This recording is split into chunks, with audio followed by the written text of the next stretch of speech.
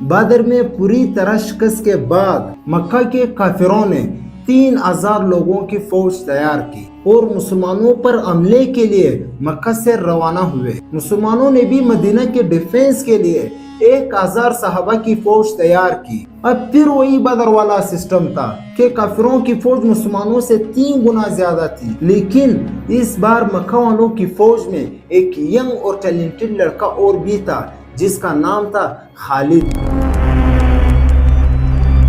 رسول اللہ صلی اللہ علیہ وسلم نے مدینہ کے اندر رہ کر لڑائی کرنے کا مشورہ دیا، لیکن زیادہ صحابہ نے کہا کہ مدینہ سے نکل کر اوپن ڈیزن میں لڑائی کرنی چاہیے، اور رسول اللہ صلی اللہ علیہ وسلم نے اپنی رائے چھوڑ کر صحابہ کی رائے مانی اور مدینہ سے 1000 صحابہ لڑائی کے لیے روانہ ہوئے۔ رسول اللہ صلی اللہ علیہ وسلم نے اس فوج کو 3 گروپس میں ڈیوائڈ کیا، مہاجرین، اوس اور خزرج۔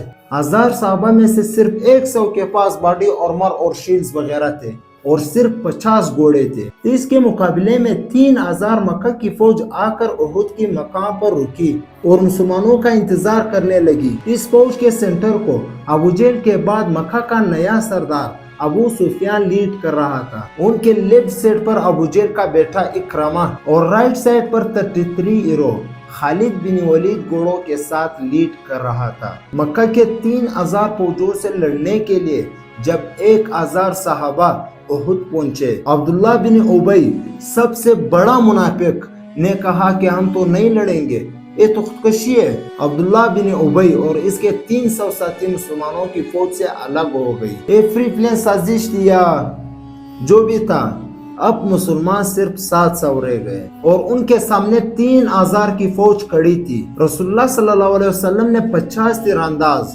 اس پہاڑ کے اوپر بھیجے تاکہ مکہ والے پہاڑ کے پیچھے سے حملہ نہ کر سکے، اور ان 50 لوگوں کو کلیئر آرڈر دے دیا کہ اگر تم دیکھو کہ مسلمان جنگ جیت چکے تم نے پہاڑ سے نہیں اترنا، اور اگر تم دیکھو کہ مسلمان ہار گئے اور پرندے ان کے جسموں کا گوشت کھائے تب بھی تم نے اپنی جگہ سے نہیں ہلنا۔ کافروں کی فوج سے ایک بندہ سامنے آیا اور مسلمانوں کو چیلنج کیا۔ حضرت علی نے جا کے اس کو، پھر اس کا بھائی سامنے آیا اور حضرت حمزہ نے اس کو بھی ختم کر دیا۔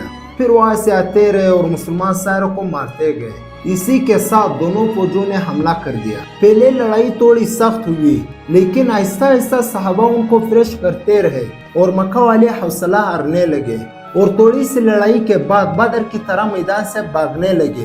کلیئرلی یہ لگ رہا تھا کہ مسلمان جنگ جیت چکے، اسی لیے پہاڑ پر کھڑے 50 تیر اندازوں میں سے 41 جیت کی خوشی میں پہاڑ چھوڑ کر مال اکٹھا کرنے کے لیے نیچے اترے، اور پہاڑ کے اوپر صرف 9 تیر انداز رہ گئے، اور ایگزیکٹ اسی ٹائم کا خالد بن ولید انتظار کر رہے تھے۔ جیسے ہی وہ نیچے اترے، خالد اپنے گھڑسواروں کو لے کر پہاڑ کے پیچھے سے لائٹننگ سپیڈ کے ساتھ بڑھے۔ اب the game is completed change۔ مسلمان جیتی ہوئی جنگ کے بجائے 2 فوجوں کے درمیان پھنس گئے اور آہستہ آہستہ بہت سارے صحابہ شہید ہونے لگے، اور مسلمانوں کے مین جنرل حضرت حمزہ کو ایک حبشی غلام وحشی نے شہید کر دیا۔ دونوں فوجوں سے لڑنے کے دوران وہاں ایک افواہ پھیل گئی کہ محمد صلی اللہ علیہ وسلم کو بھی شہید کر دیا گیا، اور یہ افواہ اس لیے پھیلی کہ جب خالد بن ولید پہاڑ کے پیچھے سے حملہ کر رہے تھے تو ان کے ایک گروپ نے حضرت محمد صلی اللہ علیہ وسلم کے کیمپ پر حملہ کر دیا، اور اس ٹائم وہاں پر رسول اللہ صلی اللہ علیہ وسلم کی حفاظت کے لیے صرف 9 صحابہ موجود تھے۔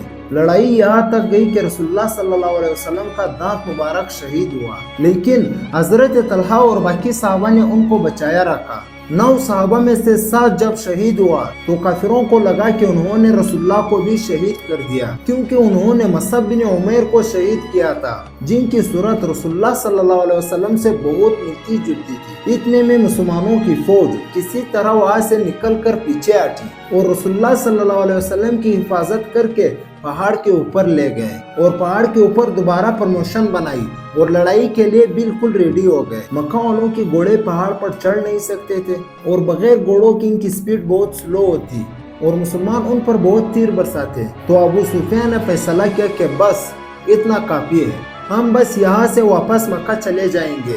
جانے سے پہلے ابو سفیان نے حضرت عمر سے پوچھا کہ کیا ہم نے محمد کو قتل کر لیا؟ تو حضرت عمر نے کہا کہ نہیں، وہ بالکل ٹھیک ہے، یہ جو تو کہہ رہا ہے وہ سن رہا ہے۔ اس پر ابو سفیان کو بہت غصہ آیا، کیونکہ انہوں نے یہ جنگ اس لیے کی کہ محمد کو شہید کیا جائے اور مدینہ پر قبضہ کیا جائے، لیکن ان میں سے کوئی بھی آبجیکٹیو پورا نہیں ہوا اور وہ واپس چلا گیا۔